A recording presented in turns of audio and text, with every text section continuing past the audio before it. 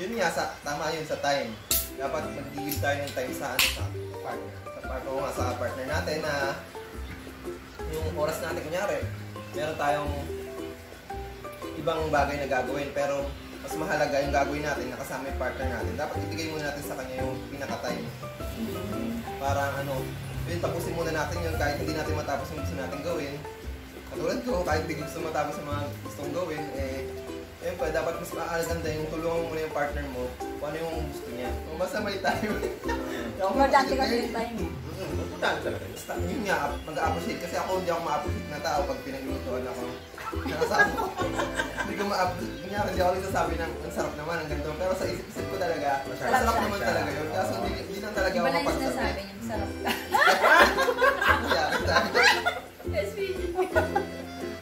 Kaya yun, yung pag-thank you, sana yun nga. Ma-workout yun. Para sa akin, ma-workout ko yun. Kasi hindi naman ako ganun kasabi. Pero para sa akin, na-appreciate ko talaga. Hindi lang talaga ako, yun nga, hindi lang talaga ako showbiz. Next question. What do you like about your partner? Ano nagustuhan mo sa partner mo? Manis ko. Siya ako. Wait, Mark ka! Nagustuhan na ka si Mark. Ah, show me. Oh, I like the way she is. Kung ano yun siya, yun yung gusto ko sa kanya. Kasi, ano ba katangian? Specific katangian na gusto mo? sexy siya. Ginagawa niya para lahat sa amin. Parang, yun, pinagluluto niya kami. Tapos kahit may sakit siya, pinagluluto niya kami. Ganun. Yaya ito, yaya. Hindi masaya. Parang, mahal niya lang talaga kami kahit naalagaan niya kami. Lalo pag may sakit kami. Kahit hindi namin nababalik sa kanya, yung pag may sakit siya, hindi namin nababalik lahat-lahat. Parang hindi rin namin siya naalagaan dahil sobrang kulit niya, inaalagaan ko na siya. Kaya para sa akin, yun, kung ano yun siya, ayun yung nagustuhan ko. Saludo talaga ako sa pagiging sobrang understanding. Ayun, napaka-understanding. Lagi ko naman sinasabi kahit nung wedding post namin na ang hirap pong kasamahan, pero siya parang yung ginagawa niya lahat para saya ko, ganyan. Saka good provider, kahit na alam naman natin na medyo minsan may mga panahon na hindi siya stable sa work, pero gumagawa siya ng paraan para makapag-provide. Hardworking, sobra. Saka kung ano talaga yung gusto niyang mangyari, pagkatrabahuhan niya at pagpapagpura niya. Yan. So, syempre, sana yung docs natin dyan. Pero, yun, all in all, sa akin talaga sobrang understanding. Yun yung hindi ko, talagang yun yung nahanap ko sa kanya. Ito gusto ko sa kanya. Tsaka masarap din siya magluto. Ako naman, ano nagustuhan ko sa mga pangasya? Maganda siya. Nagustuhan ko sa misis ko. Yung nakakayanan ko siyang intindihin. Parang Pero lang. sa'yo na. Grabe niya magustuhan niya tayo. Hindi, ang nagustuhan ko talaga sa misis ko na siya. Talagang napaka-supportive niya siya. Kaya nasabi niya kaya na pag may gagawin daw ako, gagawin ko daw talaga. Baka, gaya nga ngayon, no? Yung pag-vlog ko. Very supportive siya, no? Yung sa mga nagustuhan ko sa misis ko. Siya ay very supportive ko, no? Sabi nga, I'm in every man's success. Yan. There's a woman behind it. Yes. Ay, nahanap. No? Very supportive po. Sa pagtatayo lang din po ng business namin. No, grabe. Very supportive po siya. Magluluwal po talaga siya ng puhunan para kami magkaroon kami ng business. Yun po. Grabe. Ikaw. How Luz? What I like about Mark, very hands-on siya when it comes nung naging tatay siya. Dahil hands-on siya. Nung early stage kay Itchen, hindi masyado. Pero sa akin, kasi nga, medyo si Itchen siya, fussy, parang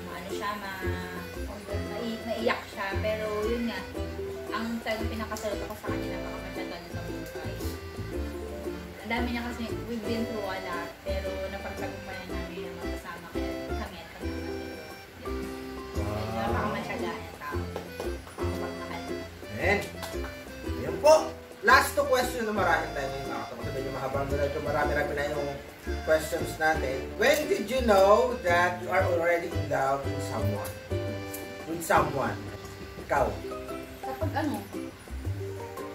lagi na siya nasa isip ko. Pang batang sagutin niya.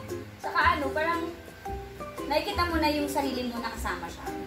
For a lifetime. Parang Ikaw.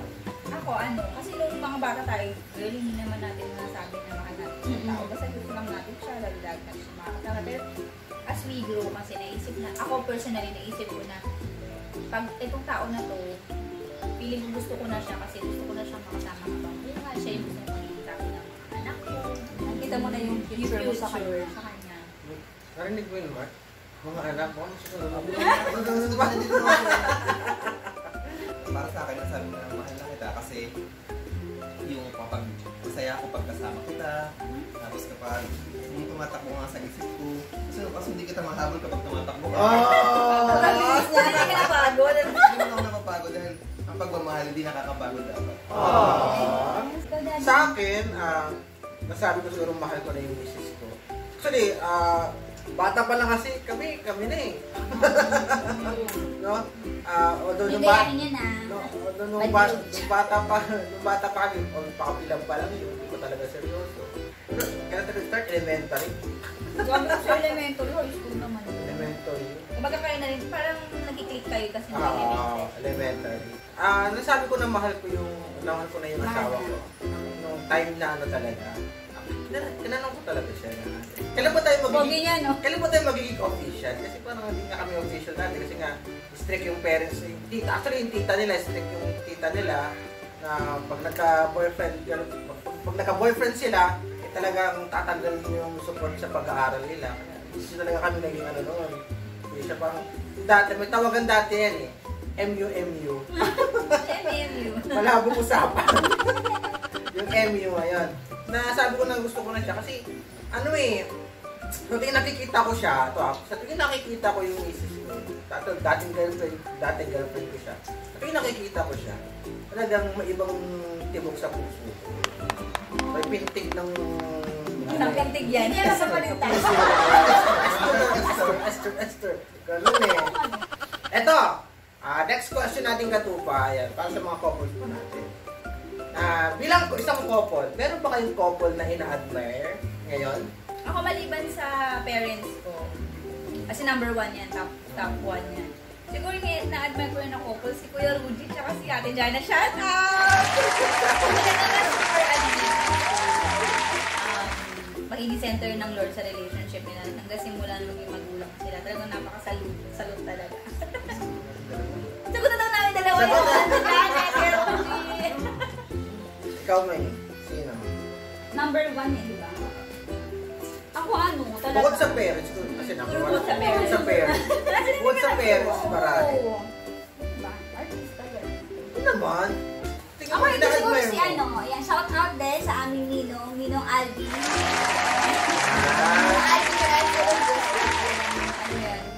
For so many years na magkasama sila talagang na nagman-manifest lagi si Lord sa relationship nila.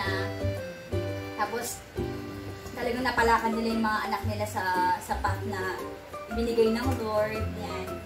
So, ano pa ba? Tsaka kahit matanda, hindi naman matanda, kahit na medyo meron na sila mga edad, they spend time together, makikita sa mga posts, talagang they give time to one another. Talagang si Sec Alvin, very bukas pag mamahal sa asawa na yun. Kaya, hello po, kala Ninong and Lina. Yan mga katupa, last question na tayo. Last question na. Ano na lang, sa mga nandito sa mga guests sa ating park, ano na lang yung i-advise nyo sa mga katupa natin? Love or best relationship advice para sa ating mga katupa. Kasi Ate Luz ang magbibigay sa atin ng first advice. Ang advice ko lang sa mga, lalo na kapag nasa stage kayo ng talagang love kayo sa isa't isa. Bawat isa sa atin may tamang panahon kasi. Dapat di magdadali. Dapat laging inuuna ang kalooban ng Lord. Kasi kahit may mga plano tayo sa buhay na kunyari, kala natin siya na talaga para sa ipinanalangin, hindi magiging maganda yung consequence afterward. So, dapat lagi tayo mag-aantay ng tamang panahon para sa atin. Huwag tayo magmamadali. Dahil marami napapahamak sa pagmamadali. Don't rush, sabi nga. Ayan. Trust the process, sabi nga ni Alex Gonzalez. Ikaw muna, Testa, ano may advice mo? Okay, para sa mga katupang single dyan at hindi pa talaga pwedeng mag-boyfriend dahil bata pa sila, mag-antay, wait for for the right time. Darating din ang tamang tao para sa inyo. Ipanalangin. Ngayon pa lang, ayan. Para sa mga couples naman nakatupa dyan, stay strong. Ayan. Make the Lord the center of your relationship. At ipag-pray nyo ang isa't isa. Start to dream big for your future family. Tapos, maging tapat all the time. Kasi yun yung isa sa isang bagay na talagang hindi ka tanggap-tanggap ang cheating. So, kailangan you have to be honest and faithful and loving sa inyong mga kapartner. So, good luck sa ating lahat. Nawa ay talagang yung love ay mag-undergo talaga dun sa process ng papunta sa forever. So, spread love, guys!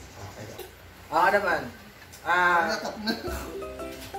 advice ko naman, una, sa mga single na talagang wala pang karelasyon, tama si Ate Esther nyo, don't rush, huwag kayo magmamadali. Kasi there is a perfect time for that. No? Kung hindi tayo magmamadali, kaso yung process talaga is mangyayari, talaga namang magiging perfect yung relationship natin.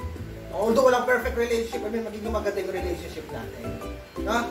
At saka sa mga single dyan, enjoy being single. Kaya yung mga single dyan, huwag kayong magmamadali. No? Kung ikaw ay single pa, enjoy muna yung magiging single mo. No? Pwede ka baka pumasyal kahit saan. O magagawa mo lahat, kung pwede mo gawin. Kaya huwag kayong magmamadali. No? Kung ikaw naman naiinggit ka na may karelasyon na yung kaibigan, huwag kang mainggit. No? Siya ang dapat mainggit sa'yo. Alam mo kung bakit? Mas marami kang magagawa kasi sa kanya. No restrictions. Walang restriction, walang magbabawal sa'yo, walang titingin sa'yo. No? Yun. Para naman sa couple pa lang, boyfriend and girlfriend pa lang, may advice ko sa inyo, huwag din kayo magmamadali. Lalong-lalo na yung mga kababaihan natin, ingatan po natin yung pagkababae po natin. I-treasure po natin yan. Kasi importante po yan. Mahalaga po yan para sa isang lalaki. No? So, bibigay lamang po natin yan para sa right man, perfect man, at yung lalaking pakakasalan natin. Okay? Tapos, ka naman lalaki, respeto mo yung babae. Kaya sa mga lalaki dyan, i-respect po natin yung babae. Okay? Mataas po ang value ng mga babae, tatandaan po natin. Expensive po sila. Totoo lang. Sa mata ng Panginoon, sila, apple of the eye sila ng Panginoon. Okay? Tatandaan po natin yan. Mga kalalakihan. Tsaka, respeto po natin yung mga magulang ng mga yan. Okay? So, inalagaan po nila na for how many years inalagaan nila yan. Okay? Kaya, ingat sila hanggat maaari nga. Huwag madapuhan ng mga makagandang damo, kung ano-ano pa yan, di ba? So, kaya, please guys, mga lalaki, maging responsible tayo, i-respeto po natin ang mga kababaihan. Okay? Para naman sa mag-couple po talaga, ako mag-asawa na po talaga. Best po na, na may advice ko po sa inyo. Una-una sa lahat, huwag niyo po pag-aawayan ng pera. Sure. Wag kayo mag-aaway pagdating sa pera, kasi pera lang yan. No? Ang pera darating, mawawala, pero kayo, habang buhay kayo magkasama. Yan mag-couple na, mag-asawa na po. And then sabi na nabanggit na ni Ate Luz kanina, huwag po natin hayaan na gumising tayo kinabukasan na tayo po ay magkaaway. Okay? Sa akin, para sa mga single, dapat, antayin nyo yung right one para sa inyo. Dahil, Pwede nang kukuha ng right man na iba. dahil, bawat isa sa atin may nilaan ng Diyos para sa atin. Tama. Yan, kunyari, hintayin mo lang yung tamang panahon dahil huwag kang ganong magmamadali. Dahil pag nagmadali ka, dahil di mo alam kung saan ka mapupunta, malay mo, yung taong yun, kamamadali mo, hindi naman para sa iyo yun. Tapos sa mga couple, dapat, yung palakasin niyo pa yung trust niyo sa isa't isa. Yung magtiwala kayo sa isa't isa, kung kahit malayo siya man sa sayo, at least, pagkakatiwalaan mo siya dahil kung kilala mo talaga siya, ayun, alam mo kung ano yung gagawin niya, siyempre. Puro tama naman yun dahil pinagkakatiwalaan mo. Nakatawid ka din. Ay, tawid natin. Ayan, mga katupa! Gusto lang. Nahirapan sila sa question. Ayan, so, ulit mga katupa, bago bago tayo matapos po, don't forget to subscribe. Ayan po, click lang po yung subscribe button po sa baba. And don't forget to hit the notification bell para updated po kayo lagi sa ating mga videos po. Ayan, so para sa mga adventure, learning, sa mga katupa tips po natin.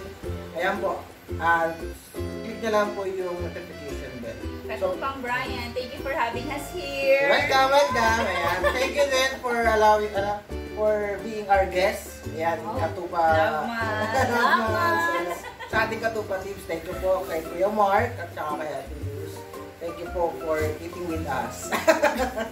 Ayan po, paano mga katupa? As always, thank you, God bless, and ingat! Bye!